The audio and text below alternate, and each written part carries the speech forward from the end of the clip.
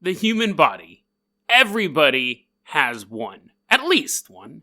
They are miracles of science, the way they operate, the way they work.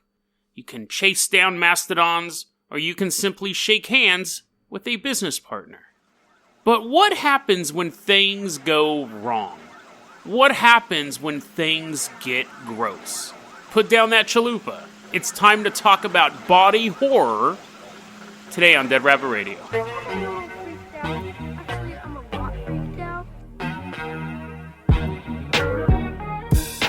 Hey everyone, welcome back to another episode of Dead Rabbit Radio. I'm your host, Jason Carpenter. I'm having a great day. I hope you guys are having a great day too. It would be a good idea to not use words I can't pronounce in my intros. Horror, like horror movie. I swear that I'm not saying that right. Horror movie. Anyways, speech impediments, they suck. Let's go ahead, though, and say hi to our newest Patreon, Ivan M. Hey, Ivan, thanks for supporting the show. Really, really means a lot.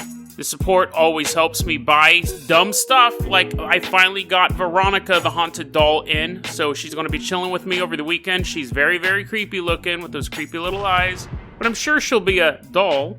And she's sitting over there right now as I'm pointing on a podcast. You can't see what I'm doing. But we'll keep her for the weekend. Well, longer than that. And I'll let you know if anything weird or wacky happens. And if you can't support the Patreon, that's cool too. Just get the word out about the show. That helps a lot as well. So I was looking over my topics that I was thinking about doing. And I have had this topic sitting on my computer for probably a couple weeks now. And it's simply titled Spider in Ear. And there were so many times that I was going to throw it in. It was like a 3-minute long story. I'll talk about the spider in the ear. Talk about the spider in the ear. And I just was like, it doesn't fit the theme. And so today I was looking at Spider in Ear and I go, a body horror episode, like all these horrible things that can go on with the human body and stuff that's happened. And I'm going to cram it all into one episode. That way I just ruin one meal instead of them just popping up randomly through different episodes. You're like, oh, Jason, please stop telling these stories. I'm just going to find some stories like Spider in Ear. And what I found was way more disturbing and gross than Spider in Ear. But let me tell you about Spider in Ear. Kansas City, Missouri. There's this woman named Susie Torres. Her ear hurts. Oh, what's going on with my ear? And she can't reach into it. You're not supposed to reach into it anyways, but can't figure out what it is. You guys, I guess I already told you what's in the ear from the topic. Anyways, skip ahead. She goes to the doctor. There's nothing to skip ahead. These are all my notes. Susie Torres, pain in ear, goes to doctor, medical assistant, both of those words are misspelled, by the way. Medical assistant runs out to get more people, not other medical personnel, just, hey, you, off the street, come here. Hey, you're selling groceries, come in here, guys, everybody. This is how detailed my notes are. That's why people go, hey, man, you got that detail wrong. I'm literally reading my notes right now. Goes to doctor, medical assistant runs out to get more people. More people come in. It's very, very specific, Jason. Here's an actual quote. I think you have an insect in there. Pulls out a brown recluse. All the notes I have for the story. And it's really what the story is. She goes out, the medical assistant went out and got doctors, other medical personnel. They came in, they pulled out a brown recluse, which surprisingly didn't bite her. My buddy's mom got bit by a brown recluse. They almost had to chop her arm off. It started to rot away. Brown recluses are nasty. But anyways, I was like, oh yeah, I've always wanted to tell that story. I think it's super creepy. Who doesn't have like earaches or unexplained aches and pains? I covered that story a long time ago about the person with the runny nose, and it turns out their brain was leaking. It was cerebral fluid dripping out of their nose all over the Thanksgiving dinner. That was the Thanksgiving special, actually. So I always like those stories that highlight kind of like stuff that happens to everybody, but it turns out to be something absolutely mortifying. So I was like, ooh, body horror. Let's do some more body horror stuff. Strap in, guys. If you're eating, just put it away. Eggs Benedict or eating Benedict Arnold. Put them both away. Put away your time travel device and your cannibalistic appetite. Put it away. We are going, first off, to Arizona. Sunny, sunny Arizona. The state that never sleeps because the sun never sets. The year is 2014. And this woman has Alzheimer's. There's some dark stuff coming too, guys. This woman has Alzheimer's. I should have warned you before I said that. This woman has Alzheimer's and she's sick. And her son's taking care of her.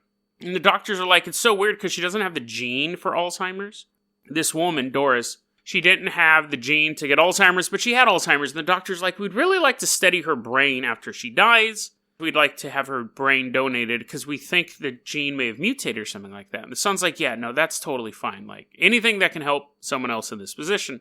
So when the mother passes away, he goes to donate the body, and nobody could take it for whatever reasons. It's really actually hard to donate a body in a lot of places. So there's a place in Arizona called the Biological Resource Center, and they said, we will take your mom's body, and what we aren't able to donate or sell, we'll cremate and send back to you. And he's like, that's perfect. And they've actually done a lot of stuff like this. Now, he sends the body out, and they end up getting sued. Biological Resource Center ends up getting sued. It became a criminal trial because there started to be some suspicions about what this place was up to. So the feds eventually raided the Biological Resource Center in Arizona. Kicked down the door. And what they find in this place where they had it set up that they would come to your house, take your loved one's body for free, and then to make their money back, they would sell and donate body parts around, and what wasn't left, it was the same thing with this guy, they would send to you back in cremation. So you're like, this is pretty good because I'm not having to be charged for cremation, I'm not having to be charged for the body removal. It's a win-win. Somebody gets like this arm to experiment on, the mad scientist poking it with needles, it's alive, and I get the ashes back. So all these suspicions started, the feds kicked down the door of the Biological Resource Center. They find just bodies stacked up, no identification tags, just torsos. Just like Jenga blocks. The guy's like trying to pull out an arm, the thing's all wobbling. Feds kick down the door, they're like, that doesn't count. The feds made it wobble as the giant wall of torsos falls down. They find like a cooler, like you got a little cooler, you put your Bud Lights in. It's a hot summer day in Arizona, drinking full of penises. Just full of junk. Literal male junk. The tour de force of this macabre setting. So the FBI agents are in your facility. Like, it's one thing when your apartment's messy and you bring a girl home to your apartment and you're like kind of like kicking the rats underneath your couch. You have a truce with them. You're like, don't come out when a girl comes. They're like, okay, can we make her a dress? You're like, yeah, fine, but she can't see you making it. It's one thing to do that. It's one thing to have a messy apartment and bring a girl home. It's something different when when there are federal agents in your business is messy, and your business is body parts. But even that's bad. That's bad. A cooler full of penises is bad. But somebody took the body of a man, a large man, and chopped the head off. They did. They didn't get the body like this, okay? So they got a human body. They chopped the head off the man, took the head of a small woman, put it on the body, sewed it together, had to stand in the corner. There's no amount of... You could say, oh, listen, officer, normally we keep our penises in a certain storage area, but there was a power outage, had to throw them in a cooler. How do you explain the body with a woman's head? Like, there is no explanation for that. So, anyways, that dude who ran the place, his name was Stephen Gore, ironically, he ends up getting, like, probation for all of this stuff. Now, he's currently facing a civil lawsuit. So, you go... What does any of this have to do with Doris, the woman who died of Alzheimer's? Well, she was donated to this place. Was she the tiny head on the body? No. Was she one of the torsos stacked up? No. What happened to her was, this all came out because the FBI investigated all this stuff. The Sun found out about this. Was that, and admittedly, I've been thinking about this story. I go, if it was my mom, how would I feel? Versus, if it was me, it'd be pretty dope, honestly. So, and I think, I mean, if it was my mom, I might be a little upset, I don't know, but again, it's kind of badass. So what they did, Biological Resource Center, took her body and sold it to the U.S. military. The U.S. military's like, yes, we got another corpse. They take the body out to the middle of nowhere. It wasn't middle of nowhere, it was a training ground. They didn't take it out to Kentucky, and they're like, come on, boys, let's test this. Take it to a training ground, strap the woman to a chair, 74-year-old woman. They strap it to a chair, put a bomb underneath it, blow her to pieces. Now, the reason why it wasn't just they were bored. They're like, man, what are we going to do? Hey, we got a budget of a couple billion. Let's go buy some corpses. They wanted to see what would happen when an IED hit a human body. Now, to be fair, I think we're pretty clear on that at this point. They blow up. They disintegrate. But they got to keep doing it for some reason. What are you going to get from that? They're like, that's weird. ISIS has the best bombs against 74-year-old corpses, gentlemen. we're losing this war. Like, it's just going to disintegrate this old lady.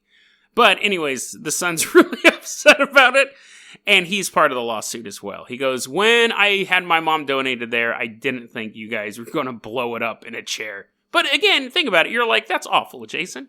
If my mom... Here's the thing. If my mom got tied to a chair and blew up in real life, I'd be devastated, and I would probably become a vigilante. But if my mom passes away, heaven forbid, or I pass away, or any of my loved ones pass away, and I'm like, I hope they're in a better place. Someone's like, they are, but their body was blown up by the U.S. military. I would be like, hoorah, and I would just salute. Because that's dope. How many people can say that the U.S. military personally, on purpose, blew them up? I mean, I guess millions of people can say that, but still, it would be awesome. Okay, let's go ahead. And if you think, Jason, that's not really body horrific, that's just an old lady being blown to pieces and a couple body parts in a cooler. We're just getting started, man. We are going now to, of course, Florida. It's August 2019. So what was that, 2 months ago? Cops sitting in the police station, nothing to do. Florida's pretty peaceful place. It's like lowest crime rate. Nothing ever happens there. Cops are sitting around, super bored. Phone rings. Bring, bring. Apparently they have a phone from the 1980s. They pick up the phone. They go, 911, what's your emergency? Click. And the person hangs up and they're like, well, got to send out some units because that's awfully suspicious. So some cops go out. They trace the phone call back. The cops go out to this house. Bang, bang, bang. They weren't shooting. They were not. That was them knocking on the door. They just don't show up at the house and go, someone hung up here. Keep shooting. Call for backup. They go to the house. Knock, knock, knock. And door opens up. 74-year-old man. A lot of elderly people in this episode. 74-year-old man named Gary Van Ricewick opens the door. Looks creepy. He has a mugshot, so you kind of know where this story's going, or do you? Creepy-looking old man. Officers are like, sorry to disturb you, sir, but we got a 911 call hang-up from here. Do you mind if we take a look? And the old man's like, yes, I do mind. I don't know what he sounded like, and I don't know what he said, but he does. I'm not going to make that part up. The old man, he's all hunchbacked. He's like, come in, officers. We had a 911 call from this house. What's going on? And the guy's like, listen, man, I don't have a hunchback, and my voice doesn't sound super weird, but I do have a unique fetish. I like cutting people's balls off, and they're like, ugh, gross. And you didn't let me finish, officer. I just did it in there. You see that room right there? They're like, I was wondering where that blood puddle was coming from and the moaning. He's like, yes. There's a man in there, cut his balls off, and he won't stop bleeding. The cops are like, get out of our way. Why'd you have to tell us that whole story? Cops push him out of the way, walk into the room. There's a young man sitting there with a towel in between his legs. Just blood everywhere. And his balls are sitting in a jar on the dresser. So after both police officers get done vomiting, they're taking turns. One guy's asking questions, the other guy, and he's like, okay, my turn. It's not good cop, bad cop. It's throwing up cop, not throwing up cop. So anyways, after they get done just eliminating whatever they had left in their stomach, they call for medical assistance. The dude had to be rushed to the hospital because he was dying. He just was bleeding too much. So they arrest Gary, take him downtown, and they go, what is going on here? And he's like, listen, the guy was totally willing to do it. We met on Discord. Apparently this doesn't surprise me. There's a subculture for getting castrated. It's a sexual fetish to be castrated, and then whatever. Then, I don't understand what the step is after that. Like, yay, my balls are gone. Like, that's a fetish you can only do a single time, right?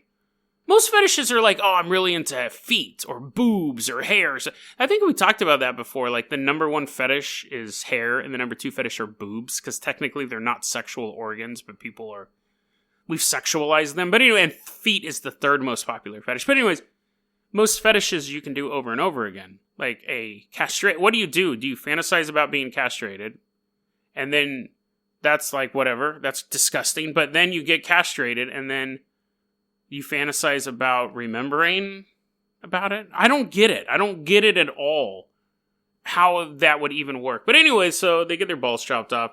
Is the moral of the moral is what happens. Now, we're talking to Gary, and he goes, this isn't my first rodeo. And literally, I used to work on a farm, and I used to castrate bulls. So I'm good at it. And they're like, apparently not, sir. A man almost died. And they're like, you don't understand. You don't understand the world I come from. You don't have the balls. And I mean that literally. Because as long as you... Wait, does that joke make sense? Anyways, forget that. The officers are just sitting there in blank silence as Gary's trying to figure out if that joke made sense. And he's like, never mind. I castrated myself, actually. I cut off one of my own balls in 2012. The world was ending. I figured, what the hey. Sat down on the bed with a knife, cut open my nutsack, ball rolled on out. And they go, why didn't you chop off the other one? That was my question. Why would you stop there? Maybe he had a fetish for only having one ball? He was a big Lance Armstrong fan? I don't know. But super bizarre. The whole thing's bizarre. And then he says, this isn't even the first time that's happened. And they're like, what do you mean? He goes, a while back, I rented a hotel room, met a guy on Discord. It's another reason why I'll probably never have another Discord. I met a guy on Discord, and he came to my hotel room. I cut his balls off with my knife, with my special knife. Apparently, this guy had a whole, one of his rooms was like an operating suite. He had a special table, medicines for blood clotting, special knives. So he's admitted to doing this twice. His fetish may just be, fantasizing about doing it. I have no idea what's going on with this story. But he says, I did it before, and I cut the balls off, and he was bleeding, but he just got up and went to the hospital, and it got taken care of. And here's the important detail. It never got reported. And this happens a lot. This happened with the Jeffrey Dahmer case, when one of his victims ran out of the house right into the arms of two police officers and said, save me, save me. This guy is nuts. Jeffrey Dahmer, the kid was 14 or 15. I think he was 15 or 16, but Jeffrey Dahmer, who was late 20s, comes out of the house and goes, oh, this is just my gay lover. We're just having a spat. Dude was handcuffed and naked and bleeding out of the butthole at the time. Jeffrey Dahmer comes out and he tells the officers, hey, this guy, we're just gay lovers. It's just this spat. Don't, sorry, he's a little drunk, da-da-da-da-da.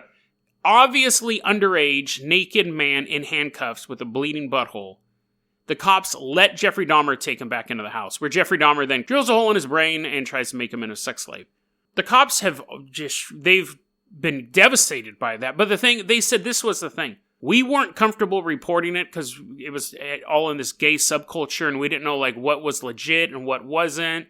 Is this something that gay people normally do? Because the story took place, I think it was 88, 89. So there's no will and grace. The police officers basically were just we'd rather not deal with this. It wasn't oh, we hate gays and we hope this guy's going to get eaten. They're we don't know what they're into. We don't know what's going on.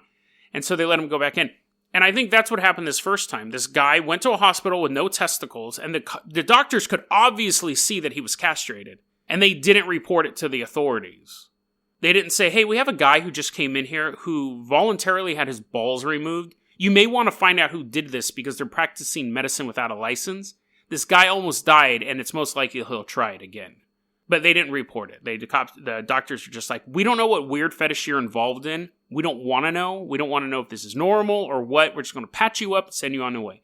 And you go, well, it's none of the doctor's business. If you walk, nowadays in America, maybe it's just in Oregon and California, but I'll go to the doctor for a foot. When I busted my foot up, I go to the doctor and they ask me, do I feel safe at home?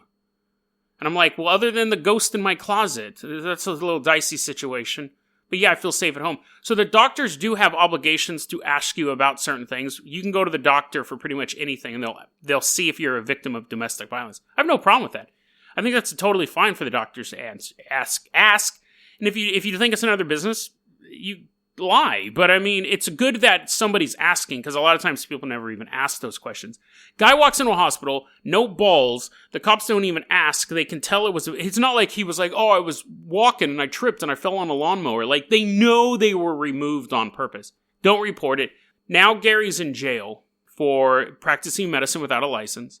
And the funniest part of this whole story is just the idea of dudes sitting around cutting each other balls off on purpose isn't hilarious. It's kind of gross. But Oxygen News, Oprah's main news network, the hard-hitting journalist of Oxygen News, was writing this whole story about... I got it from a couple different stories, but I'm reading the Oxygen article. Oxygen True Crimes, what it's called. Because nothing says Oprah like serial killers and testicles being removed. Here is this quote at the end of this article from Oxygen News. This victim has not been named in reports. According to BuzzFeed, oh great, okay, they're involved in this too.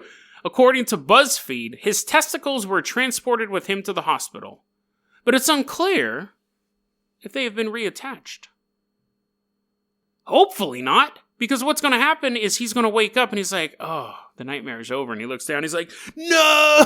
He has these 2 giant balls. He's like, no! He's just going to get them cut off again. Which, going back to my original thing, it's a fetish you can only do once. Wouldn't it be awful if a guy kept having them cut off and then put back on and letting them heal and then having them cut off again? Ugh. Anyways, let's move on to our next. That would be the ultimate evolution of that fetish. Castration, attachment, castration fetish. I probably just invented that, so I'm sorry, universe. Let's move on to our last one here. Our last story. Ivan's like, hey man, I'm really glad that you, said thank you to me on your podcast, but next time could you not do it on the episode that involves castration and moms exploding? Really, really appreciate the show, but pick a different episode next time. Let's go ahead and move on to our last story. Oh, quick Dead Rabbit recommends, because this was another, I was like, this is perfect for this episode. You guys have all heard of the Human Centipede, and the Human Centipede's okay. It's a typical, low-budget horror movie that all hinges on a gimmick. I wouldn't even rank it in, the top 100, top 500 horror movies. It's really just kind of a middling horror movie with a great gimmick. However, the Human Centipede 2 full sequence is a masterpiece of a horror movie. It is so good. And it has just these amazing elements, and all these little things just add up to this incredibly creepy narrative. The movie is about a security guard who never taught, I think he might have one line of dialogue in the whole movie. He has to sell the whole movie just by how gross and creepy he is. He is a security guard who watches the Human Centipede all day long. So he sits in an underground parking lot, and that's all he does is watch the Human Centipede. He lives with his mom, and he keeps a diary of the Human Centipede, and he's in his mind building his own Human Centipede. Tom Six is an amazing horror director, and I really want to see him do a haunted house movie. I really want to see him do a demon possession movie, because he just has an eye for horror. Human Centipede 2 full sequence is a masterpiece of a horror movie. There is some controversy about the ending. I will tell you this. You gotta listen.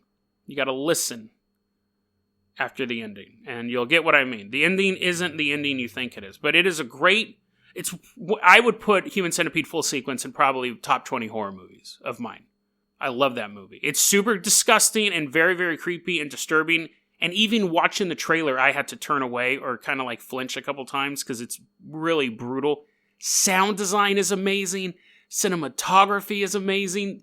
It is great. Human Centipede 3 final sequence was okay, but coming off of the second one, nothing can beat that. And the plot of the third one is a prison warden watches Human Centipede 1 and Human Centipede 2 and decides to make that part of his plan for punishing prisoners. And the star of Human Centipede 2, the big, gross-looking fat guy, is his assistant at the prison. Tom Six just does some weird stuff with his movies. He shows up in the third one. It's all bizarre, but Dead Rabbit recommends Human Centipede 2 full sequence. True body horror. Let's go ahead and move on to our last topic here. We're going to end this kind of around the world. A lot of these are medical reports, so we don't... You're like, great, Jason. A lot of these are medical reports, so we don't have a ton of information about where they happen for privacy reasons. I really tried looking. Then I got to the point where, as I was looking, photos started to appear, and I'm out. So let's... these are all kind of around the world, so they've happened... This has happened everywhere. Really.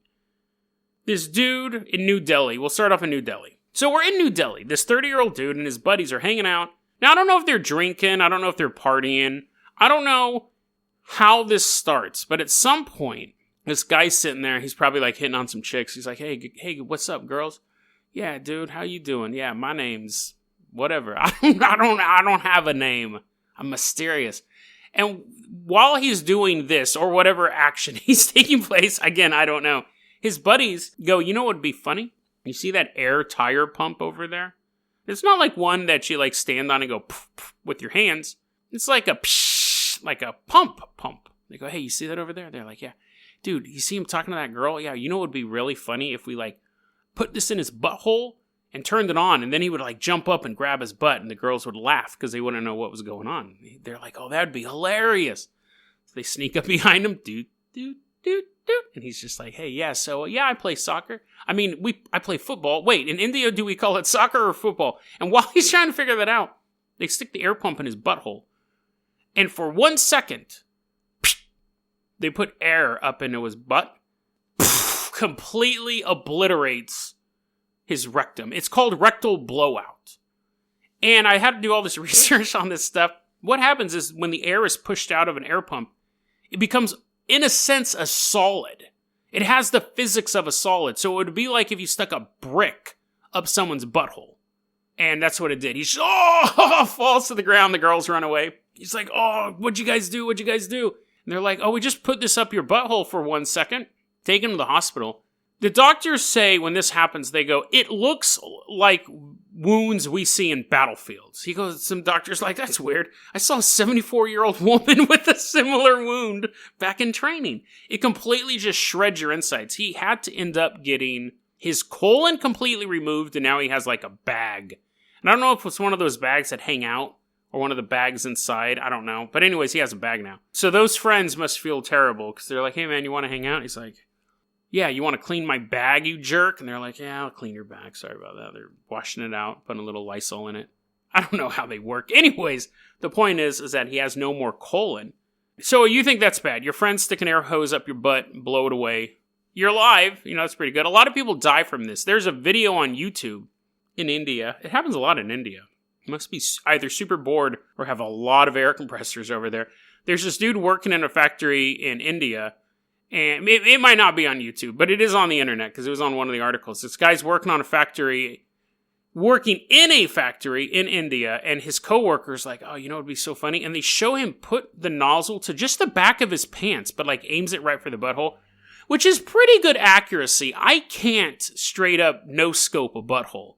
Like I have to, they kind of are in different, they're all in the same place, but it's like the size of the butt and everything like that. I couldn't do this. But anyways, the boss or the coworker, I don't remember which one, this was an actual air compressor, sticks it against the pants to the dude's butthole, pulls the trigger. The guy dies a day later. I mean, it just completely shreds him open. Normally, they do die.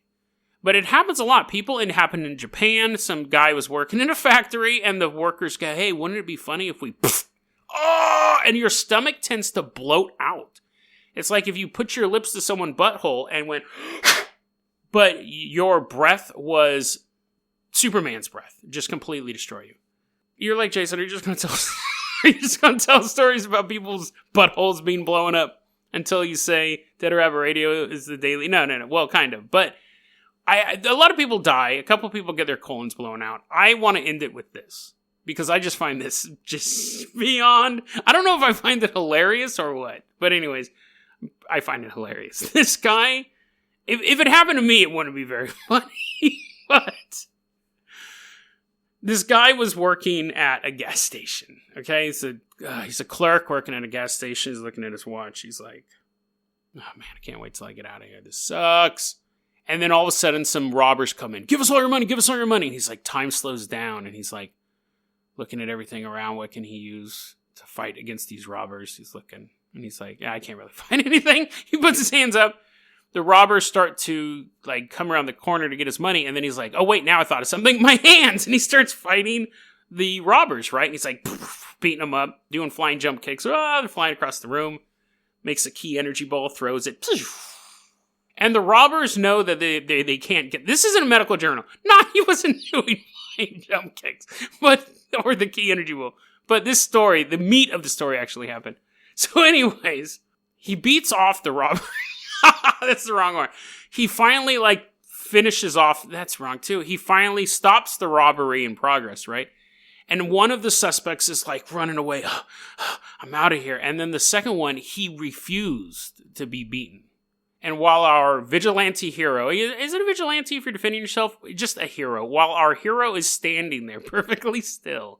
This is true. The villain of the story, the robber, grabs an air compressor nozzle. I guess you knew that was going to figure in here some way. And in one last desperate attempt, he knows he can't get the money at this point. The robbery is over. But he can get revenge. He sticks the air compressor up the hero's butthole, turns it on, blows the dude's rectum out, right? And then this guy lives as well. It just completely obliterated his colon. The doctor said they could see poop floating around in him. Completely destroyed the intestines and all that stuff. So anyways, he lived. He has a bag too. I find that story so funny because, well, okay, funny might not be the right word, but imagine, we've all imagined like, oh no, we're in the building. We're the only ones that aren't. You know, it's funny. It used to be terrorists have taken over the building. Terrorists have taken over your workplace, your school, or whatever, but you are not outside the building. You're like, I'm going to Dairy Queen. Like, you're outside of their capture radius. You're like in the bathroom at that time, or you happen to be crawling through the vents. You're like, it's my break. Crawl through the vents.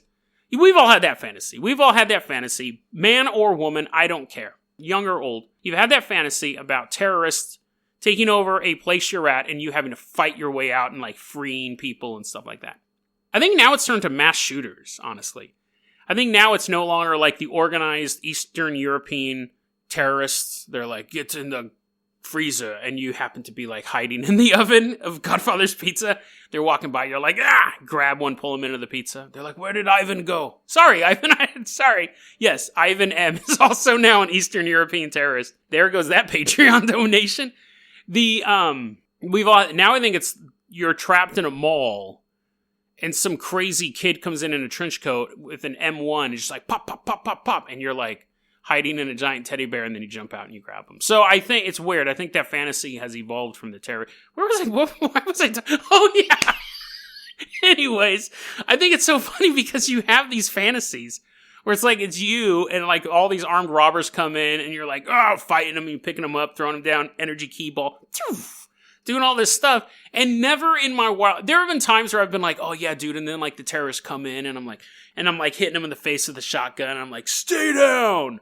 All that stuff, right? And never in 1,000 years, maybe I would have gotten shot in the shoulder. Or maybe I would have even gotten shot and killed, but at the last minute I'm like, I die, but you lose. And I have their detonator and they're like, no, and I blow them up. Or whatever stupid fantasy. And I know I'm not alone, so I know I'm totally fine saying all this stupid stuff. But never in a while, maybe I'd get shot, maybe I'd get captured and punched in the stomach a couple times. Maybe I would live, maybe I'd die. Never in 43 years of having these hero fantasies of me fighting bad guys did I ever imagine once that Hans Gruber sticks an air compressor up my butthole. Ever. Never would have even occurred to me that at the last minute when I think I have the terrorist on the edge of the building, he's like, you may kill me, but I kill your butthole. And I shoot him and I'm like, I wonder what that meant. And then my stomach explodes. The world is weirder than anything you could possibly imagine. The fact that you stop a robbery and then the last laugh is 200 cubic feet of air being pushed into your body is bizarre to me. Absolutely bizarre. I never would have imagined that. I don't think anyone would have imagined that. The only person who thought of that was that robber who didn't want to be defeated. Stuck that air compressor up his butthole. It's interesting because this story comes from a medical journal. There's no follow-up. There's no, article where the police arrested the guy and it turns out that he was a collector of air compressors. He knew all about them. His father invented the air compressor. None of that. We don't know if the guy ever got arrested. We don't know if the guy's just colon got exploded and the robbers were never identified. Who knows? He could still be out there. Next time you're at a gas station pumping gas, that guy could be behind you and he's looking over at that air pump and he's like, if only I could trick him to come a little bit closer. He's like, hey, can you come here? I think my tire's flat. And you're like, yeah, sir, I'll come over there. Feel a little nozzle touch your butthole. And you're like, he strikes again. So that is basically our body horror episode. I wanted to do something different today. I like doing something different on Fridays. And today you may be like, Jason, you just read a bunch of news and then laughed during it. And that's true. But it's spooky Halloween month. And there's nothing spookier. There's nothing spookier than the madness of another human being. Whether it's them wanting to blow your mom to pieces, them wanting to castrate you, or them simply wanting to put a metal hose up your butthole. Isn't that the spookiest horror of all? Nick, don't worry. Next week I'll tell a ghost story. deadrabbitradio@gmail.com is our email address. You can also hit us up at facebook.com/deadrabbitradio. Twitter is @deadrabbitradio. Dead Rabbit Radio is the daily paranormal, conspiracy, and true crime podcast. You don't have to listen to it every day, but I'm glad you listened to it today. Have a great one, guys.